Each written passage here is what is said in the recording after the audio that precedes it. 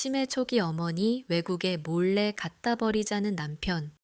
안녕하세요. 사계절처럼 다채로운 세상의 이야기들을 들려드리는 사계입니다. 거두절미하고 오늘 사연은 가족 이야기인데요. 치매에 걸린 어머니와 그 자식들에 대한 사연입니다. 치매, 간병, 요양원, 이 단어들만 들어도 마음이 무거워지는 분들 계실 거예요. 누구에게나 닥칠 수 있는 현실적인 문제니까요. 하지만 이번 사연은 단순히 치매를 겪는 가족 이야기에 국한되지만은 않습니다. 그 안에 숨겨진 가족들 간의 관계와 갈등에 대해서도 집중하며 들어주시면 좋을 것 같네요. 지금부터 사연자님의 시점으로 들어가 보겠습니다.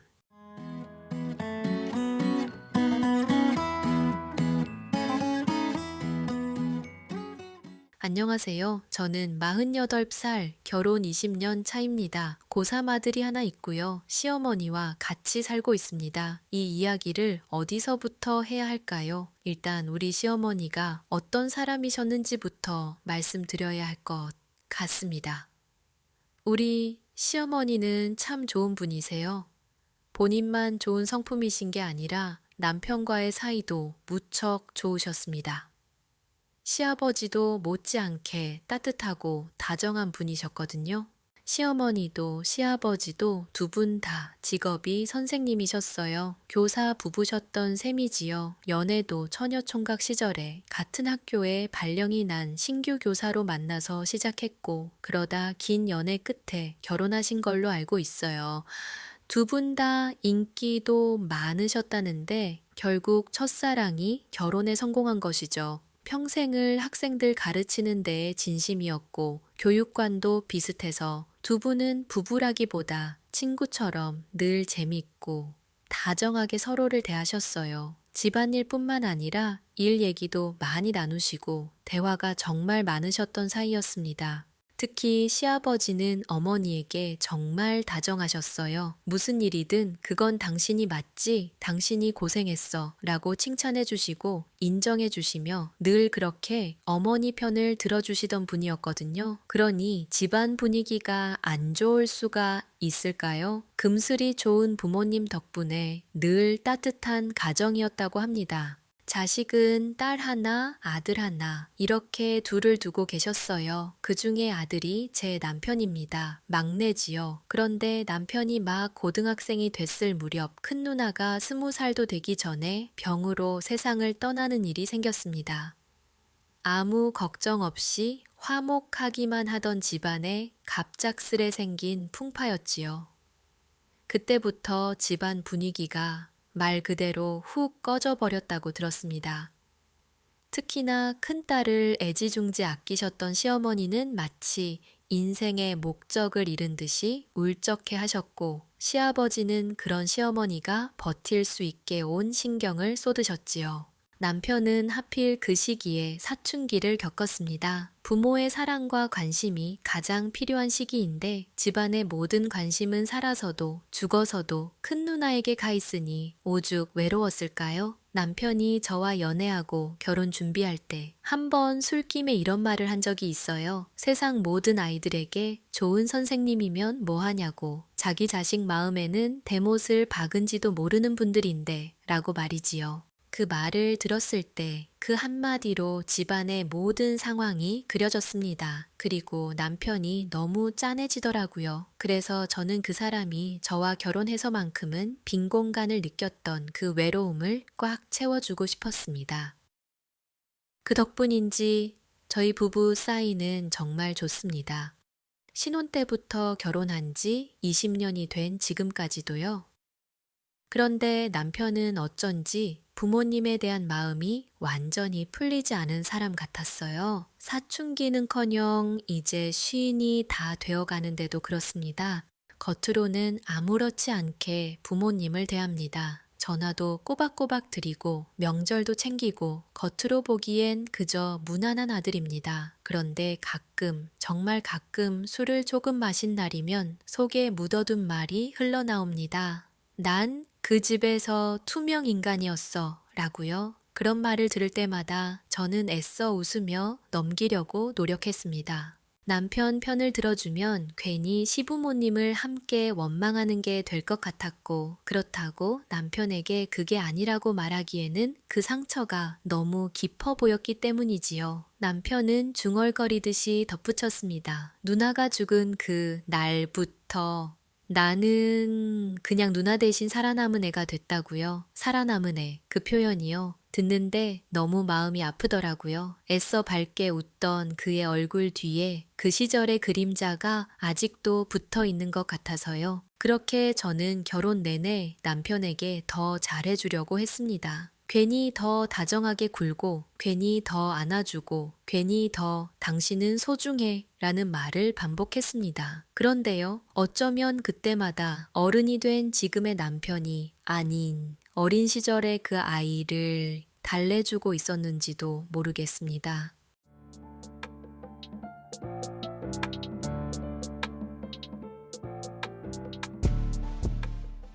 남편의 응어리에도 불구하고 시부모님은 저나 아들에게 못하는 분들이 아니었습니다. 특히 시어머니는 며느리에게도 늘 예의를 갖추는 분이셨어요. 제가 처음 이 집에 들어왔을 때 어머니는 제 손을 잡고 이렇게 말씀하셨어요.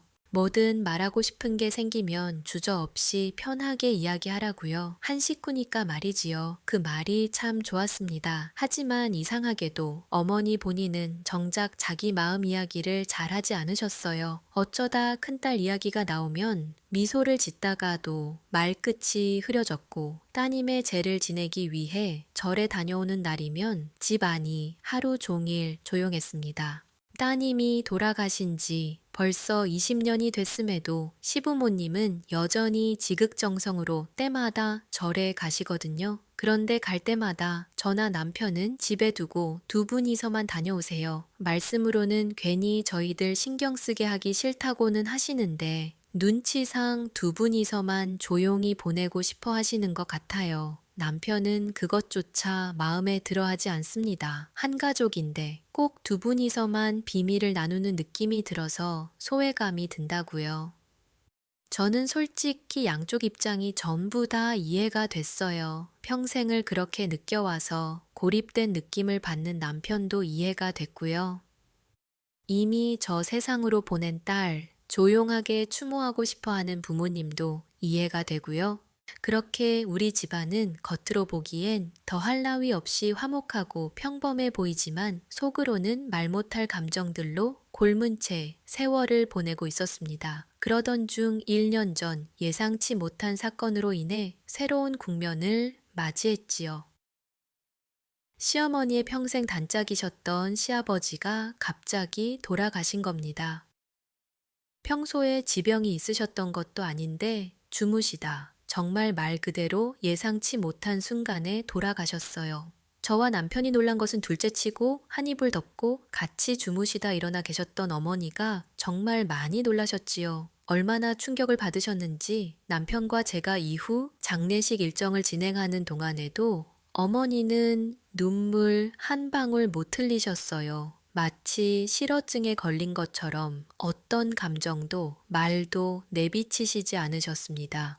그리고 모든 절차가 끝나고 아버님을 땅에 묻을 때에야 어머니가 혼절하듯이 무너져 내리시더군요. 그 모습을 어떻게 감히 글자로 적어내리지도 못하겠어요. 이미 땅에 묻힌 아버님을 빼내기라도 하시겠다는 듯 손톱에 흙을 다 묻힌 채로 주저앉아서 울부짖으시는데 지켜보는 저까지 억장이 무너져 내리더라고요. 제가 어머니를 부둥켜 안고 함께 울면서 겨우겨우 산소에서 어머니를 떼어냈습니다. 그리고 기절할 듯이 기운이 다 빠지신 어머니를 달래 집으로 모셔다 드렸어요. 그날 이후 시어머니는 완전히 다른 사람이 됐습니다. 원래도 말수가 많은 분은 아니었지만 이제는 정말로 말을 잃어버린 사람이 돼버리셨어요. 식탁에 앉아 계시다가 한참을 허공을 바라보고 계시기도 했고 부엌에 서 있다가 아무 일도 하지 않은 채 한참을 서 있기도 했습니다.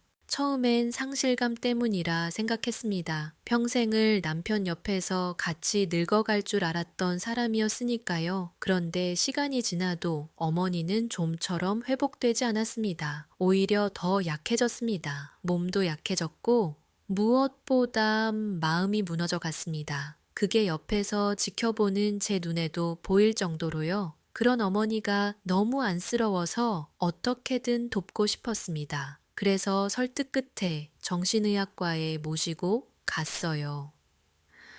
예전이야 정신과에 대해 인식이 부정적이었을지 몰라도 요즘 세상에 정신과에 간다는 건 더 나은 삶을 살기 위해 필수적인 거나 마찬가지니까요. 그렇게 어머니를 설득해 병원에 모시고 갔습니다. 그때 정신의학과 전문의가 조심스럽게 말하더군요. 상실 이후에 인지 기능이 급격히 떨어지는 경우가 있으니 가족의 도움이 절실하다고요. 그 말이 그때는 그저 의료적인 조언처럼 들렸습니다. 하지만 지금 생각해보면 그건 경고였던 것 같습니다.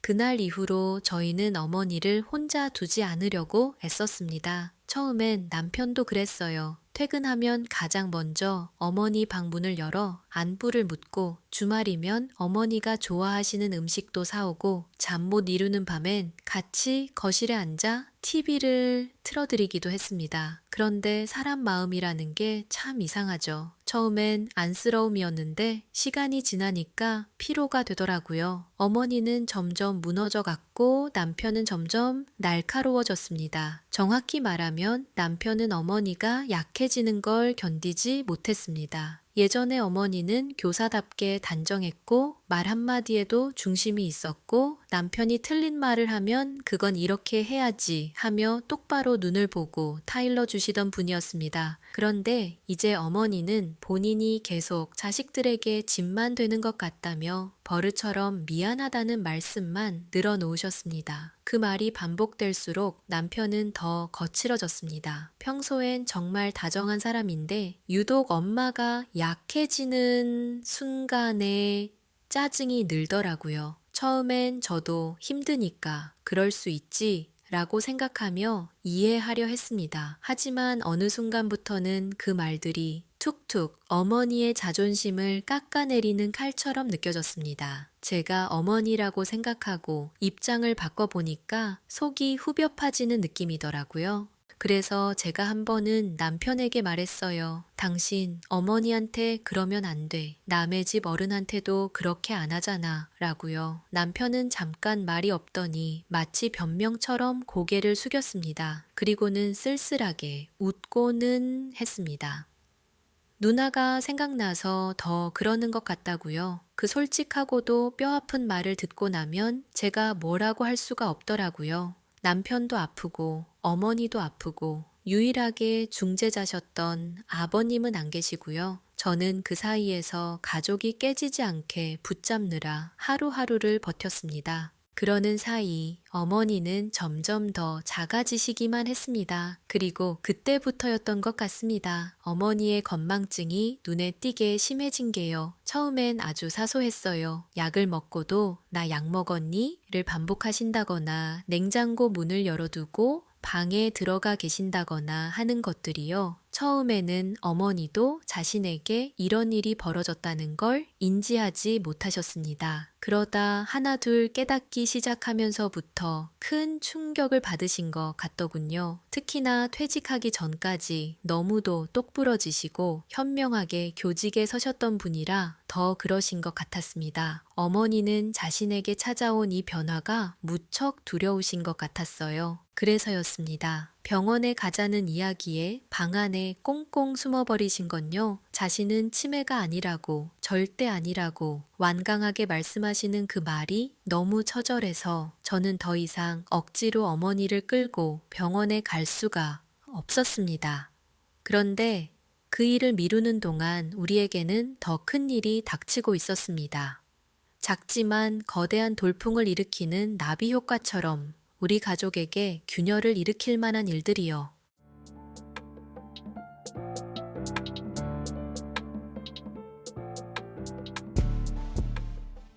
가장 먼저 반응한 건 고3 아들이었습니다. 사실 아이는 처음부터 불만이 있었던 건 아니었어요. 어렸을 땐 할머니를 좋아했습니다. 할머니가 해주는 밥을 좋아했고, 할머니가 묻는 옛날 이야기를 귀찮아 하면서도 어느 정도는 맞장구도 쳐줬지요. 그런데 고3이 되면서부터는 모든 게 달라졌습니다. 집안의 공기가 조금만 흔들려도 아이의 눈빛이 먼저 흔들렸고, 그 흔들림은 곧 짜증이 됐습니다. 아이의 말이 거칠어지는 걸 보면서도 저는 애써 이해하려 했습니다.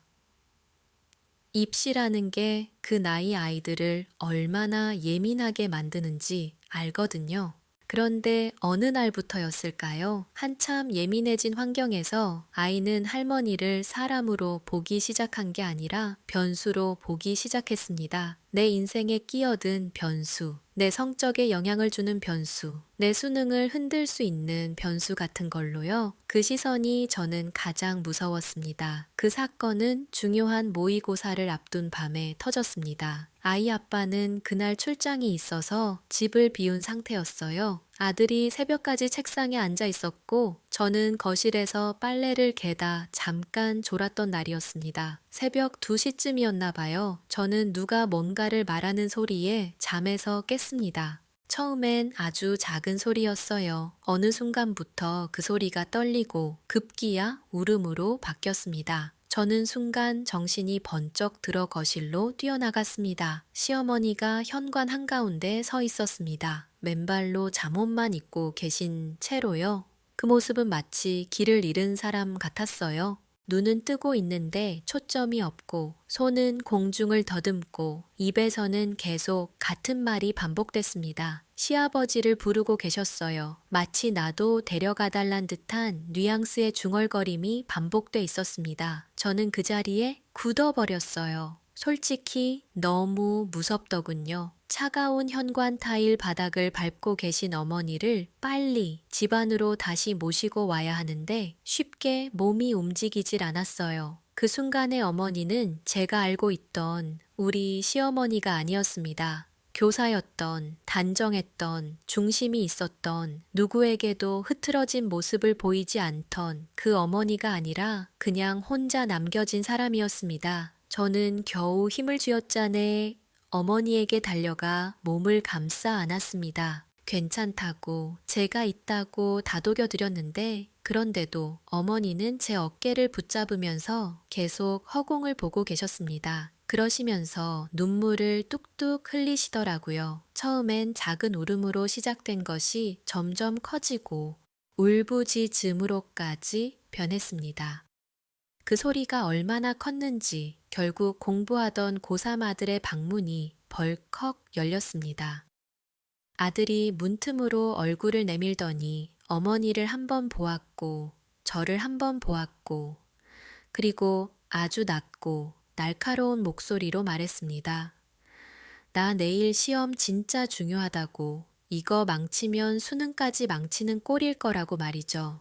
저는 그 말이 너무 차가워서 순간 숨이 막혔습니다. 아이는 공부가 우선이었고 어머니 입장도 이해가 됐고 저는 그 사이에 끼어서 어느 쪽도 제대로 잡아주지 못하고 있었습니다. 그날 새벽은 어찌저찌 그렇게 끝났습니다.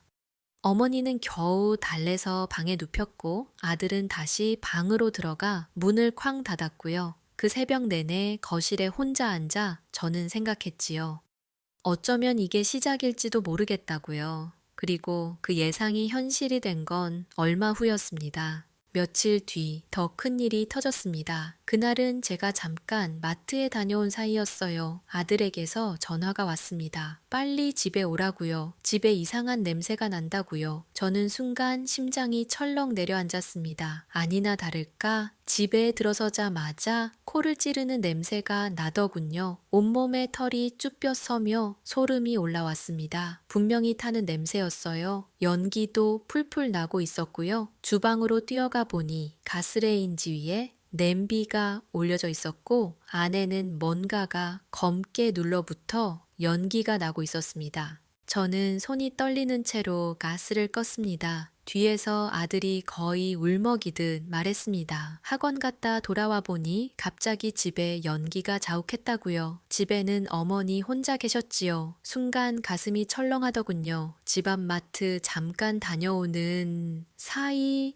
이런 일이 생길 줄은 생각도 못했습니다. 저는 어머니 방으로 들어갔습니다. 어머니는 침대에 가만히 앉아 계셨어요. 그리고 저를 보자 한참 눈을 깜빡이며 뭔가를 생각하시더니 배시시 웃으셨어요. 참, 현수 간식 만들어줘야 하는데 라고 말씀하면서 말이에요. 현수는 우리 아들 이름이었어요. 유추해 보건대 어머니가 현수 학원에서 돌아올 때에 맞춰서 먹을 걸 준비해 주시려고 하다가 이 사단이 난 것 같았습니다. 그 말 한마디에 저는 무릎이 풀릴 뻔했습니다. 눈물이 왈칵 날 것 같더라고요. 화도 짜증도 슬픔도 울분도 아니었습니다. 그 모든 게 복합된 정말 복잡 미묘한 감정이었어요. 그날 남편이 퇴근하고 집에 들어오자마자 아들은 참던 것을 모두 터뜨렸습니다.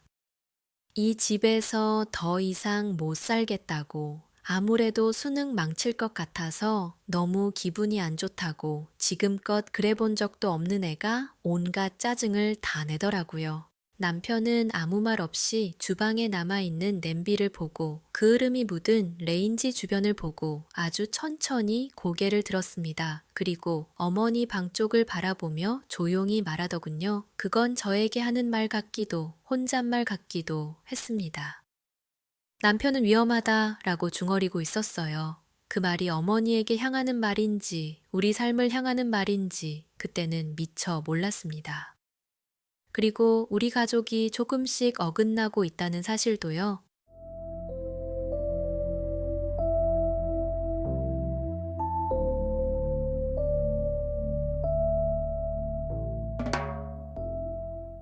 그날 이후로 남편은 확실히 변했습니다. 아니, 정확히 말하면 어머니를 향한 남편의 날카로움이 더 노골적으로 드러났달까요? 아들의 수능이 딱 2달쯤 남은 시점이었습니다. 집안 공기는 살얼음판 같았어요.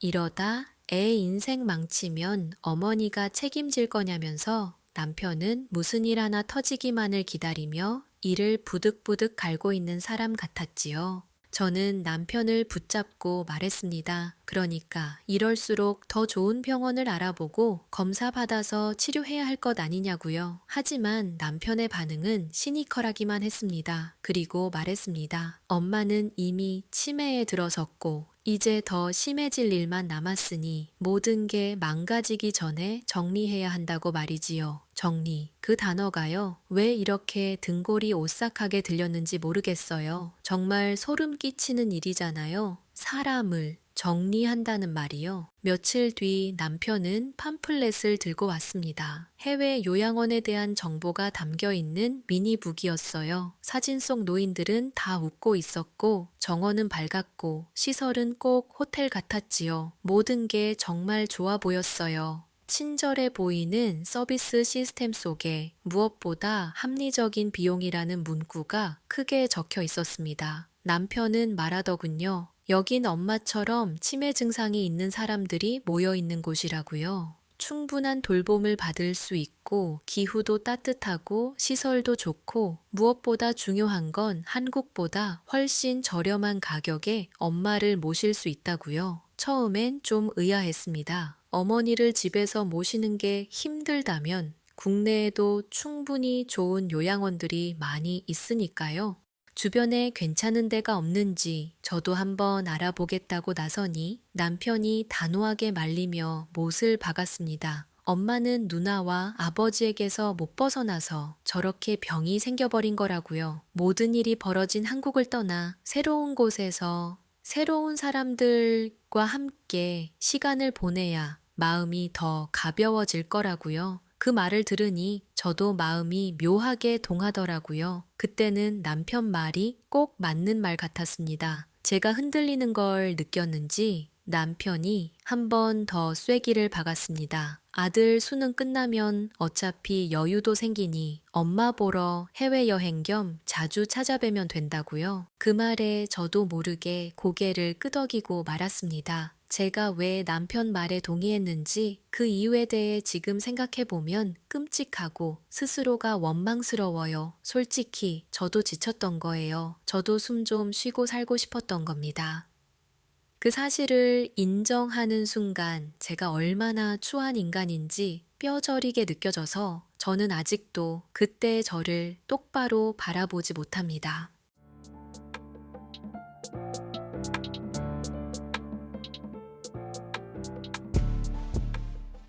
그렇게 우리는 수능이 끝나자마자 출국했습니다. 비행기 안에서 어머니는 창밖을 오래 바라보고 계셨습니다. 구름 위를 날아가면서도 그 표정은 전혀 설레지 않았습니다. 여행을 가는 사람의 얼굴이 아니었지요. 그저 어디론가 이송되는 사람의 얼굴에 가까웠습니다. 공항에 도착해 차량을 타고 요양원으로 이동하는 동안 남편은 내내 휴대전화를 붙들고 있었습니다.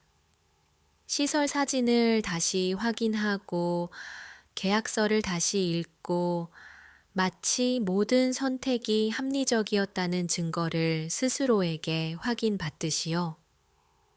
그 옆에서 어머니는 어떤 생각을 하고 있는지 알 수 없는 표정으로 그냥 멍하니 창밖만 보고 계셨지요. 비행기에서부터 줄곧 그렇게 하셨듯이요. 요양원은 겉보기엔 흠잡을 데 없었습니다. 햇살이 잘 드는 정원, 정갈하게 손질된 잔디, 비슷한 연배의 노인들이 벤치에 앉아 담소를 나누는 풍경, 복도는 호텔처럼 깨끗했고 직원들은 친절했고 모든 것이 잘 관리된 노년의 이미지로 포장되어 있었습니다. 어머니는 담당자의 안내를 받으며 고개를 끄덕이셨습니다. 아무 말도 없으셨어요. 그저 고개만 몇 번 움직이실 뿐이었지요. 어머니는 본인이 왜 여기까지 와야 했는지, 앞으로 어떤 미래가 펼쳐질지 다 이해하지 못하시는 듯 했습니다. 남편은 계속해서 자신의 행동을 정당화하듯 어머니에게 최선을 다해 모든 걸 설명하려 했어요. 어머니가 그것을 이해하고 받아들이시는지 아닌지는 그 사람에게 중요한 것처럼 보이지 않았습니다. 그저 자신이 해야 할 몫을 빨리 해치워야 하는 것처럼만 보였을 뿐이지요. 어머니에게 배정된 방에 들어가 침대에 앉으셨을 때 어머니의 손이 제 소매를 한번 붙들었습니다. 때마침 남편이 아들과 함께 화장실에 갔던 순간이었어요. 약한 힘이었지만 어머니는 분명히 저를 붙잡고 계셨습니다. 저는 제 손으로 어머니의 손을 꼭 잡아드렸어요. 하지만 저는 그 손을 오래 잡아주지 못했습니다. 화장실에서 돌아온 남편은 마저 서류에 사인을 마쳤고 직원은 일정 설명을 시작했고 저는 그 상황을 뒤엎을 용기를 끝내 내지 못했습니다. 그렇게 어머니를 낯선 곳에 혼자 둔 채 서울로 돌아오는 길이었습니다. 돌아오는 비행기 안에서 남편은 잠들었습니다. 마치 묵은 잠을 몰아자듯이 어린아이처럼 깊이 잠에 빠져들었지요. 그 옆에서 저는 한숨도 자지 못했습니다. 어머니의 손끝 감촉이 자꾸 떠올라서요. 그리고 그때 인정할 수밖에 없었습니다. 우리가 어머니를 버렸다 라고요.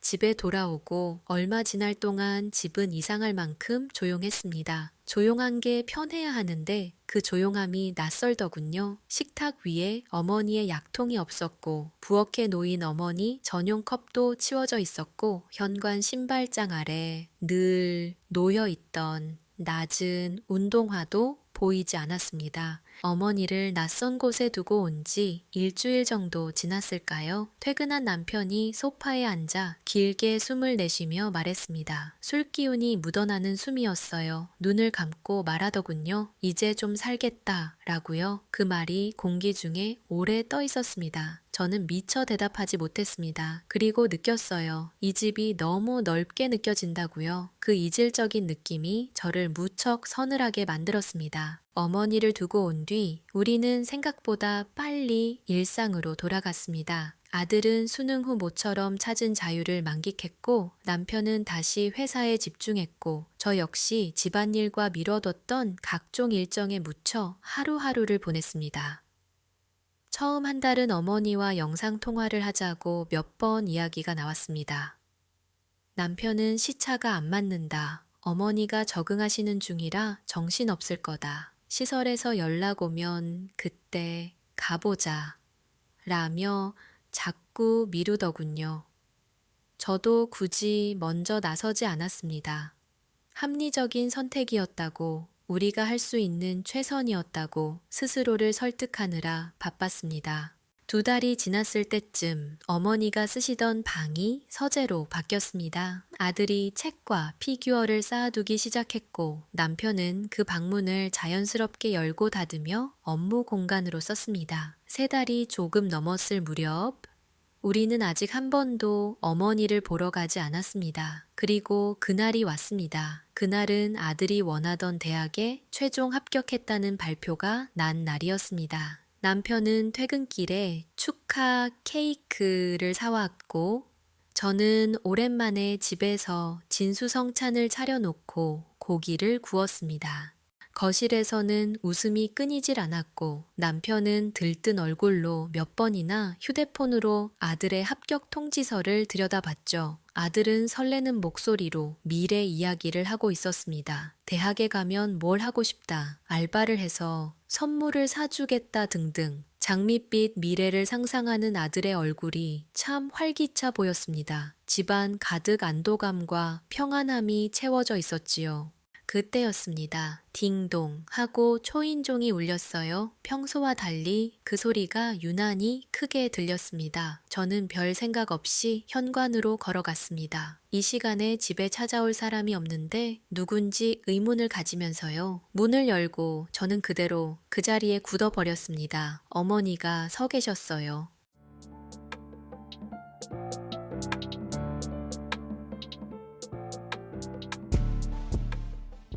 요양원에 갈 때 입었던 그 모습 그대로 얇은 회색 코트를 입고 작은 캐리어를 끌고 우리 집 현관 앞에요. 얼굴은 여행객처럼 피곤해 보였지만 눈빛만큼은 또렷했습니다. 현관 안으로 들어선 어머니는 그 눈빛으로 집 안을 한 번 쭉 훑었습니다. 제가 말없이 있는 게 이상했는지 식탁에서 다 같이 식사를 하던 남편과 아들까지 밖으로 나왔어요. 남편의 입에서 본능적으로 하는 탄식이 흘러나왔습니다.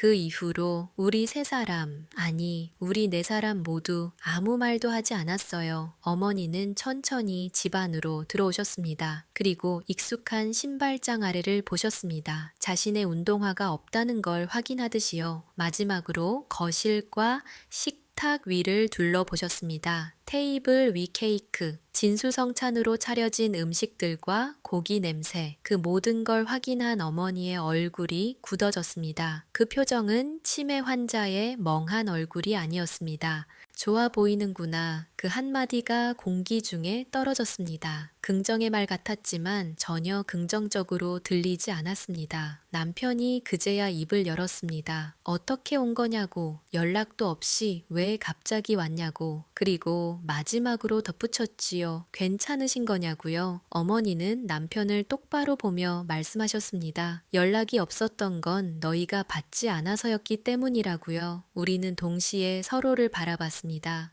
아무도 받은 적이 없었습니다. 그제야 남편의 얼굴이 굳었습니다. 휴대전화 속 해외 번호로 찍힌 부재중 전화 몇 통이 떠올랐는지 표정이 하얗게 질렸습니다. 어머니는 거실 소파에 앉으셨습니다. 마치 잠깐 여행 갔다 돌아온 사람처럼요. 그리고 참았던 말들을 쏟아내셨습니다. 그곳에서 검사를 다시 받았고 치매 초기인지 저하가 아니라는 결과를 받았다고요. 그저 스트레스성 기억 혼란이었을 뿐이며 너희들이 나에게 했던 행동, 말 모두 기억한다는 얘기도 덧붙이셨지요. 남편이 말을 잇지 못했습니다. 내가 아무것도 기억 못하는 줄 알겠지 라며 입을 다무는 어머니의 모습에 제 심장이 내려앉았습니다. 처음엔 진짜 헷갈린 게 맞다. 건망증이 찾아왔던 것도 맞고, 아버지가 먼저 가고 나서는 정말로 머리가 멍했으니까, 라며 어머니는 과거를 정리하듯 조용히 말을 이어가셨습니다. 그리고 마지막 말이 아프게 가슴을 찌르더군요. 하지만 모든 게 제자리를 찾으려는 순간에 깨달았다고요. 어쩌면 계속해서 헷갈리는 척 하는 게 자식들에게 편할 수도 있겠다, 라고요. 그 말씀을 듣는 순간 그 자리에서 곧바로 눈물이 터졌습니다. 어머니께서 저를 바라보는데 그 눈에도 눈물이 고이기 시작했습니다. 하지만 더 이상 어떤 말도 잊지 않으셨어요. 어머니는 자리에서 일어나 몇 달 전까지만 해도 자신의 방이었던 문 앞에 섰습니다. 그리고 완전히 달라진 그 안의 풍경을 잠시 멈춰서서 바라보셨습니다. 곧 다시 말없이 문을 닫으시더군요. 그리곤 우리들을 돌아보셨습니다. 너희들이 진짜 원하는 거라면 내가 이제 내 발로 나가련다 라고 말씀하시며 어머니는 집안에 남아있던 시아버지와 돌아가신 누님의 유품들을 챙기셨습니다. 남편은 그 자리에서 무너져 내렸지요. 엄마라고 떨리는 목소리로 어머니를 붙잡았지만 어머니는 그 손을 뿌리친 채 결국 본인의 발로 다시 집 밖으로 나서셨습니다.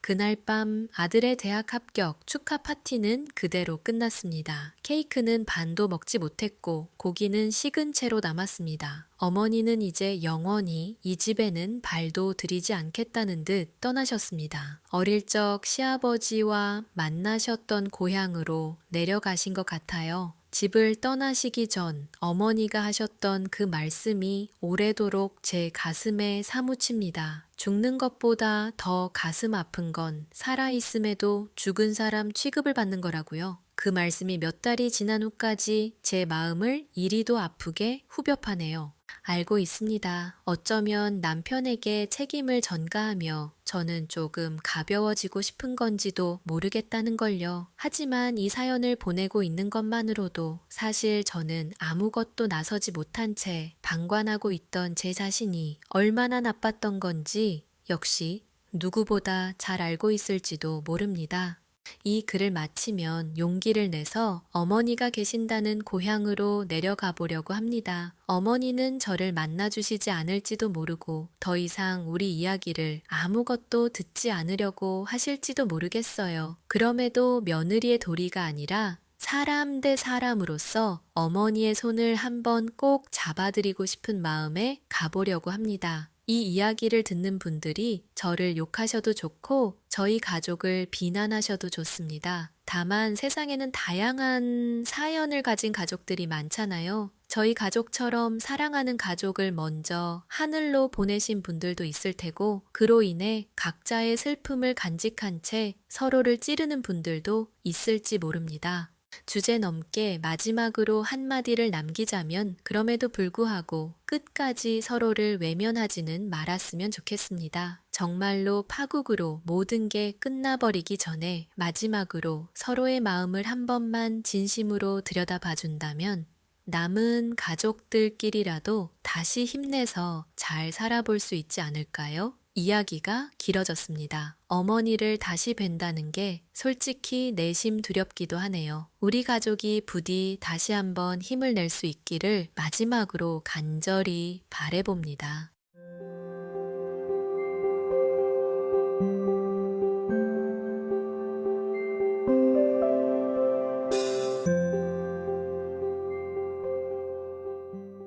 우리는 종종 옳은 것이 아닌 줄 알면서도 합리적인 선택을 했다고 믿으며 스스로를 설득하곤 합니다. 그 선택이 누군가의 마음을 얼마나 무너뜨렸는지 뒤늦게 알게 되기 전까지는요, 치매라는 단어, 간병이라는 현실, 입시라는 압박, 상실이라는 상처, 그 어느 것 하나 가볍지 않았습니다. 그래서 더 무섭습니다. 누구 하나 악인이 아니었는데 결과는 이렇게까지 어긋나 버렸으니까요. 살아있는 사람을 이미 떠난 사람처럼 대하는 순간 그 관계는 조용히 무너진다고 합니다. 우리는 모두 누군가의 자식이고 언젠가는 누군가의 부모가 됩니다. 오늘 이 이야기가 누군가에게는 아직 늦지 않은 경고이길 바랍니다. 혹시 지금 마음 한켠에 걸리는 사람이 떠오르신다면 용기 내서 한 번쯤 먼저 손을 내밀어 보셔도 좋겠습니다. 사랑은 늘 거창한 말이 아니라 끝까지 외면하지 않는 태도에서 시작되는 것인지도 모르니까요. 지금까지 사계였습니다. 우리는 다음 이야기에서 또 만나요. 오늘도 함께 해주셔서 감사합니다.